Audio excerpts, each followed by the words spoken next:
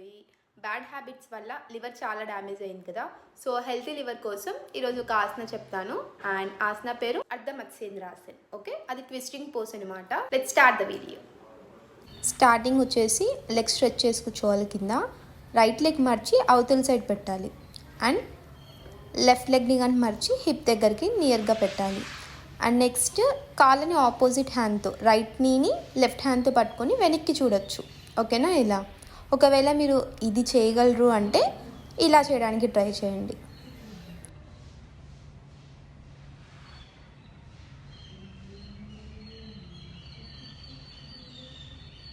ఇది కానీ ఈజీ నాకు, ఓకే నేను చేయగలను అంటే దెన్ ఇది.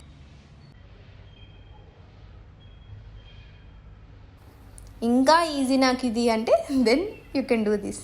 ఓకే, ఏమంటే స్పైన్ స్ట్రైట్ చేసి షోల్డర్స్ రెండు లైన్లో ఉండాలి. అండ్ ట్విస్టింగ్ మ్యాక్సిమం చేయండి.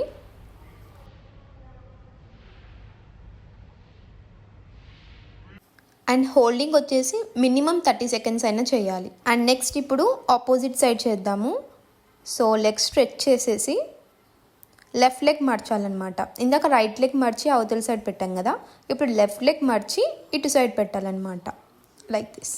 ఫస్ట్ లెగ్ స్ట్రెచ్ చేయాలి, లెఫ్ట్ లెగ్ బెండ్ చేయాలి, then we have to keep opposite side. Okay, right సైడ్కి రైట్ సైడ్ పెట్టాలి. అండ్ నెక్స్ట్ లెఫ్ట్ లెగ్ని హ్యాండ్ సపోర్ట్తో అయినా మీరు హిప్ దగ్గర తెచ్చుకోవచ్చు. అండ్ నెక్స్ట్ స్పైన్ స్ట్రైట్ చేసి పుల్ చేసుకోవాలి. లెఫ్ట్ నీని మ్యాక్సిమం పుల్ చేసుకోవాలి రైట్ హ్యాండ్ సపోర్ట్తో.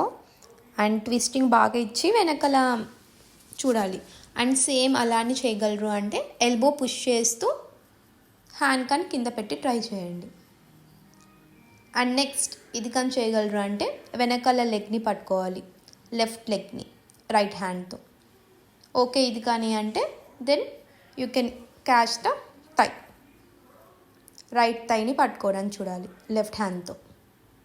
ఓకే, స్పైన్ స్ట్రైట్ అండ్ వెనక్కి స్ట్రైట్గా చూడాలి. చిన్ parallel to the shoulder and shoulders in a line. Okay, same 30 seconds చేయండి. ట్విస్టింగ్ రైట్ సైడ్ చేశారంటే లెఫ్ట్ సైడ్ కానీ కాంప్లిమెంటరీ ఖచ్చితంగా చేయండి. ఓకేనా?